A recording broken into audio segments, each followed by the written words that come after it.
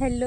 तर आज मी बऱ्याच दिवसापासून व्हिडिओ बनवते. तर त्याचं कारण असं आहे की मी व्हिडिओ बनवले नाही कारण की मी एका महिन्यासाठी डाएट केलं होतं, यूट्यूब नाही पाहायचं म्हणून. तर आज मी थोडं पाहिले तर डाएट मोडलं ते. तर आज मी तुम्हाला डेली व्हिडिओ अपलोड करणार आहे यूट्यूबवर. तर आज आले होते मी शेतामध्ये आणि त्याचं कारण असं आहे की शेतात आंब्याची झाडं होते, त्याच्यामुळं असंच ते पाहण्यासाठी आंबे लागलेत का नाही ते असंच पाहण्यासाठी मी शेतात आले आहे. तर मी तुम्हाला आंब्याची झाडं दाखवते.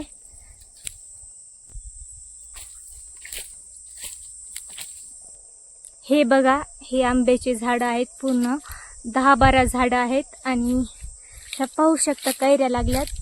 हात तर काही पुरत नाही माझा, पण खूप मोठ्या मोठ्या आहेत झाल्यात. तर हा प्रत्येक झाड वेगवेगळं आहे, कलम म्हणजे वेगवेगळे आहे.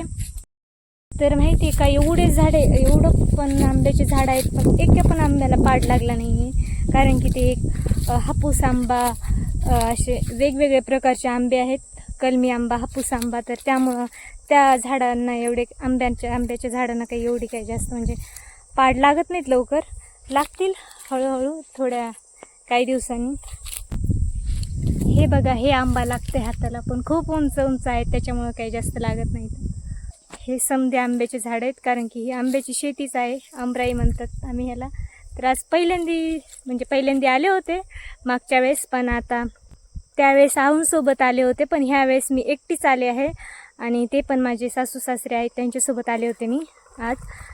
ते बघा, तिकडे सीताफळाचे पण झाडं आहेत, पण तिकडे तेवढ्या लांब तर काही जाता येणार नाही, कारण की इथं खूप अडचण आहे, त्याच्यामुळं तिथपर्यंत नाही जाऊ शकत. मी तुम्हाला इथूनच दाखवते झूम करून सीताफळाची झाडं.